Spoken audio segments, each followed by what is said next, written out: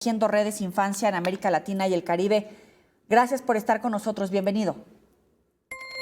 Buenas noches, gracias por tomar este tema tan relevante y sobre todo preocupante por el incremento. Claro, una media de 9 diarias, entiendo que en Chiapas. ¿Qué datos tienes tú? Sí, hay que partir de que estamos hablando de que la desaparición es un crimen continuado. Es decir, a partir del hecho de no tener pues la posibilidad de saber de la integridad de un niño, una niña, una persona adolescente, puede ser víctima de muchos delitos. Violencia sexual, agresiones, tortura, eh, feminicidio, homicidio, reclutamiento, hay muchas formas. Y en esto México obviamente tiene ya un caso grave que a nivel internacional se ha activado pues un mecanismo para que podamos recibir ayuda internacional. Actualmente los datos nos hablan de más de 127,000 personas desaparecidas, de las cuales 17,000, un poquito más de 17,000 son niños, niñas y adolescentes, con un ratio de en promedio 20 reportes de desaparición todos los días. Como lo acabas de comentar, algunas de las adolescentes, sobre todo mujeres, son recuperadas o identificadas. La gran mayoría de ellas han huido de las condiciones de violencia que tienen en sus contextos familiares o comunitarios y no tenemos una respuesta o un programa público para poderlas acompañar en este retorno a sus unidades familiares. Pero sin duda, lo preocupante es el alto número de casos que quedan desaparecidas, tanto adolescentes, hombres como mujeres, pero destaco que la mayoría son mujeres adolescentes. Y en el caso de las niñas.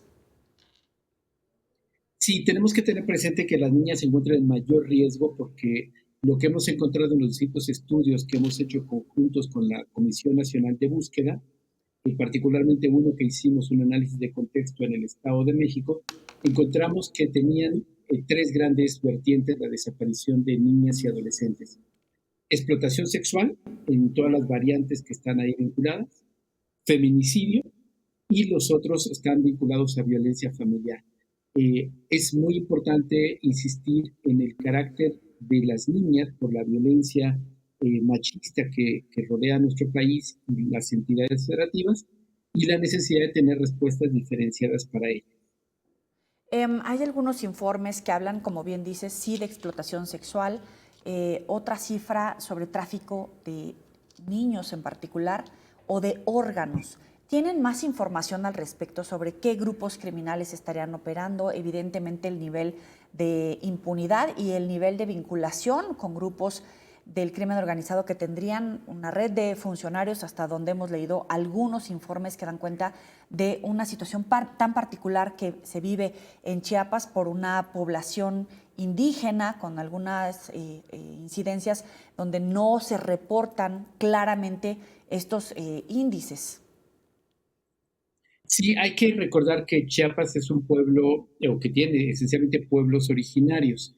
Esto implica que no siempre tenemos acceso a todo lo que ocurre en estas comunidades, ya sea por la dificultad nuestra como occidentales con el lenguaje y también la reserva que tienen estas comunidades de compartir la información.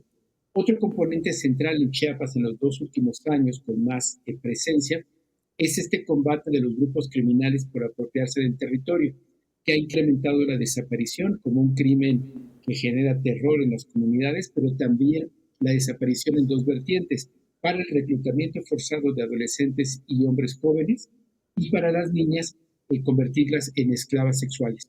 El sustrato sigue siendo la guerra, mientras nuestro país siga manteniendo una guerra contra las drogas, contra el crimen, como hace 18 años, lo único que vamos a tener son expresiones o síntomas en Chiapas, en el Estado de México, Guanajuato, Sinaloa, que lleva ya casi 5 meses en guerra entre los grupos criminales, donde también se ha incrementado la desaparición, el feminicidio y otro tipo de delitos. Toda guerra debilita a los estados, en este caso concreto el Estado mexicano y a las entidades federativas como Chiapas.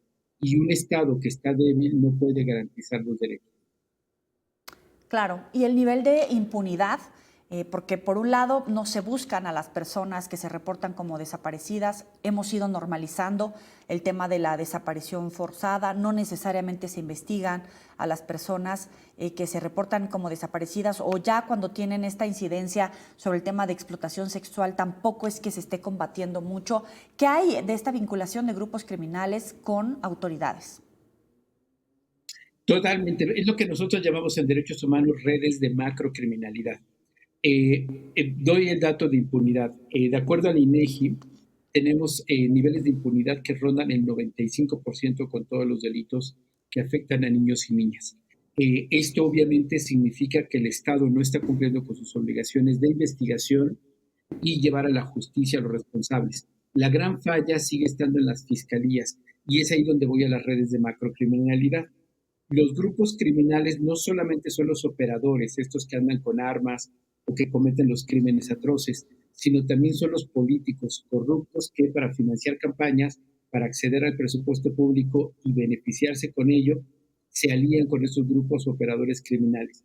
Y obviamente esto cruza con las fiscalías, el Poder Judicial local y los poderes estatales. Entonces, no podemos olvidar que para que sucedan tal cantidad de crímenes, no puede suceder sin la participación de las autoridades, de las fuerzas de seguridad, es decir, el Ejército, Guardia Nacional, policías estatales y municipales, que específicamente a nivel municipal es muy transparente cómo las policías municipales trabajan directamente para los grupos criminales. Por eso es que vemos tantos asesinatos de policías y demás, o de políticos.